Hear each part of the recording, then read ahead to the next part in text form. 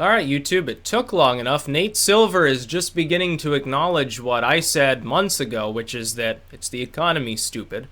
I said during the Republican primaries that Trump's overall strategy would involve the Rust Belt. That's where he'd crack through, and that's how he'd win the election. That's what happened. He grabbed Michigan. He grabbed Wisconsin, which I honestly, even at the end, wasn't expecting. Michigan was in play. Pennsylvania, I predicted for him. He got that, too. That's how he won. And Florida was off the table weeks before, so it was a non-issue. It has nothing to do with the Rust Belt. That had, honestly, to do more with whining and dining Cuban nationalists, people like that. That Trump did, the dissidents, the dissident communities that had fled Castro and sort of taking up a harder line on Raul and so forth. That's how he won Florida. In some of the bluer zones, by the way, he actually turned a couple of them red or into very, very close races. That's how he won the state. Nate Silver is just beginning to acknowledge that. For a couple of months, Democratic talk, Democratic banner about why they lost the election has ranged from, oh, we didn't really lose, just ignore the Electoral College. The popular vote suddenly matters. We never cared about it before, really, but now all of a sudden it's a thing. To, oh, Hillary Clinton was the victim of widespread veiled sexism across the country. To, oh, these uppity minority groups got swindled by Trump into thinking they'd be rich if he was elected. To, oh, Trump is just really, he's literally the next Hitler and he was just really good with propaganda. None of this is true. It was a combination of a few easy to understand fundamental factors. All you have to do is look at the states that defected from the former paradigm. Where are they? Ohio goes far more red. Wisconsin, Michigan, and Pennsylvania lean red. Why this specific area? It's jobs. These areas were not substantially recovered by Obama's weak, lame-ass recovery. The coastal areas did fine. All the major, blue centers of the country, yeah, they recovered. They're churning along just fine right now. Yeah, there are a few more blocks that have higher crime, and they're kind of becoming slums. Okay, there's a little more urban decay, but generally speaking, yeah, the center of the city, it recovered. People are driving along, gas prices are low. It's great. It spurred economic growth in these areas. And fracking, by the way, in some of these areas, like the Dakotas, yeah, it's propped up an economic boom in some of the red states. Has nothing to do with Obama other than he got the government out of the way because he realized how many hundreds of billions of extra dollars we'd make. But at the same time, yeah, there's an economic boom there. Didn't extend to Michigan. Didn't help them. Didn't help Wisconsin. The small town regions in these states that went blue heavily in some cases in 2008 because Bush had fucked the economies of these areas. Jobs had begun disappearing. Obama said, I will stop this. I will throw money at it. I will stabilize the economy. It will begin growing again. We'll take care of the recession in a couple of years. They believed it. They voted for him. And there was a very mild recovery. The bleeding was stanched, essentially, even in small town America.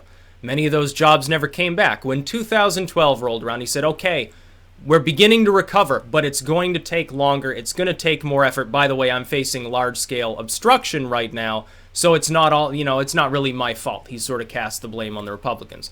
In 2012, and I predicted that would happen too, people took that line and they believed it. It wasn't altogether true. It was like 75% a lie with a little bit of truth. Yeah, there were some Republican obstructions there. Not that his agenda, if passed, would have done any better, honestly.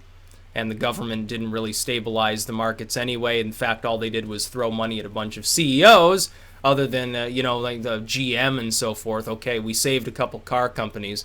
They ended up moving their jobs elsewhere anyway. Good riddance, I suppose, to companies that didn't care about their communities. But that recovery since 2012 didn't trickle down to small-town America. There was no further recovery. The rest of what happened over the last 4 years, economically speaking, as far as job creation, as far as wages, stabilizing, as far as new factories and stuff going up, it happened in the coast. It didn't happen in the Rust Belt.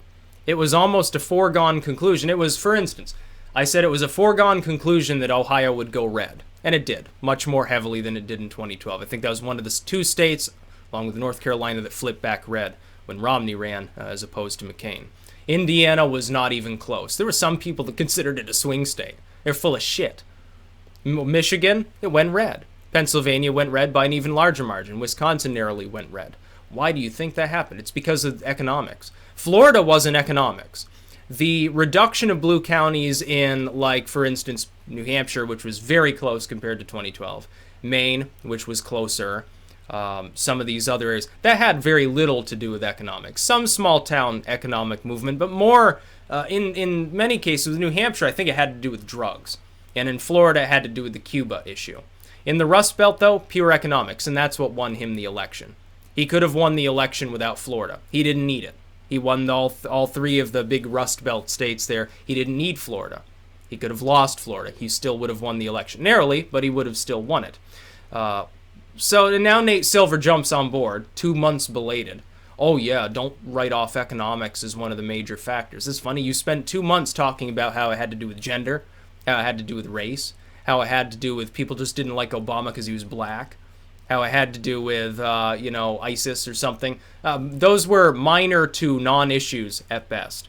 It had to do almost exclusively in the Rust Belt with economics.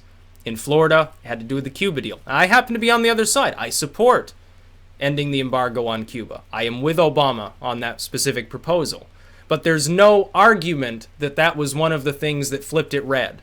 There's no argument. New Hampshire and parts of Maine, it's about drugs. It's about drugs here in Vermont. There's a reason, other than Bernie Sanders getting shafted by the DNC, and trust me, the DNC leaks didn't help either, because it showed how corrupt the fucking Democratic Party was.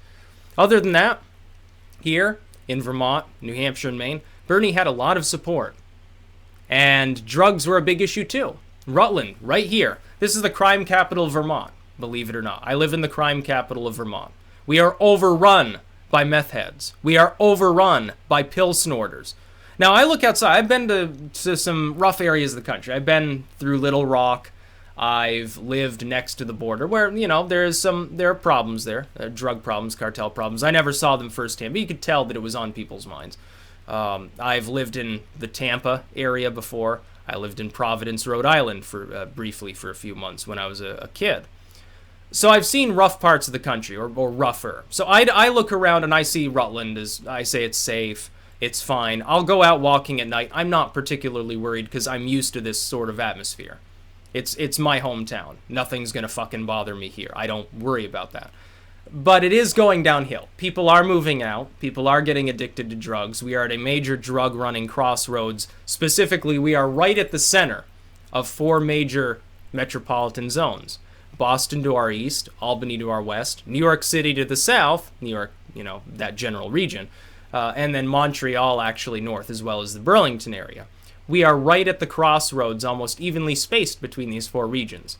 So all of those drugs moving back and forth between these major distribution points go through Rutland, and a lot of them stay here. A lot of the pills get snorted here. A lot of the meth gets both cooked and consumed here. There are a lot of weed heads in Rutland. That's the least of our problems. Who cares if they're smoking weed? I don't even care if they use psychedelics, but we have a hard drug problem. There's probably 1,000 drug addicts out of a community that's around, 25,000 people, thereabouts, ultimately in the metro area of Rutland City. We're talking Rutland City, Rutland Town, sort of Proctor, West Rutland, North Clarendon. Yeah, you'd probably find that 1,000 people are addicted to hard drugs in that area. It's a high proportion of the population. It's probably about 1 out of every 20 people is addicted to hard drugs in this community. There's a reason why our state went less blue, because Obama turned a blind eye to this. His solution is, more militarized police. That's great. We'll just keep the drug war going. It's not working. You've tried that for decades and decades. And as for this limitless war crap that he uses, that's not popular either, especially among actual leftists. Now, I know they're a dying breed. Actual leftists were voting for Sanders or they flipped over to the Green Party, and none of them voted for Hillary Clinton. You will not find a single actual hippie in this country who voted for Hillary Clinton. I can assure you of that. They don't care about the fact that she has a vagina that worked 30 years ago. It doesn't matter. She just start nuclear annihilation on this planet. She's a bigger warmonger than Trump will ever be. She's the one that suggested bombing Iran. She's the one that suggested a no-fly zone in Syria. She's the one that actually put one in place in Libya and then ignored the problems in Benghazi that nobody wants to talk about on the left because now they realize it was a losing issue. When they proclaimed victory and said it's a phony scandal, I guess people actually paid attention to it because Clinton's support was always capped during this election. Now Nate Silver and his staff, algorithmic masters that they are, come out 2 months later and pretend that they knew all along that it was economics. Bullcrap. You chalked it up to everything else under the sun other than economics in the Rust Belt. You said everything other than economics was responsible. Everything other than Obama's failed drug policies. Obama's ultimately partisan Cuba end of the embargo stuff that really in Florida, nowhere else but in Florida, really did matter in the election. You never saw these things coming because you are a moron. You stick just to your numbers and don't understand people. You don't understand political paradigms. You've probably never studied political history beyond grazing over a few Wikipedia articles when you write something on your blog. That's all you know about political history. No wonder you didn't see it coming. We're still undergoing. It's going to continue through 2020, trust me. We're undergoing a paradigm shift. All Trump has to do is bring back a mediocre number of jobs, raise wages by a mediocre sum, and stabilize the economy. And he's going to get Michigan, Pennsylvania, and Wisconsin next time around too, along with Ohio and Indiana. He'll win the 2020 election, if that happens. He'll probably grab up Minnesota. He may even be competitive, believe it or not. I know a lot of people don't see it now. He'd be competitive in Illinois.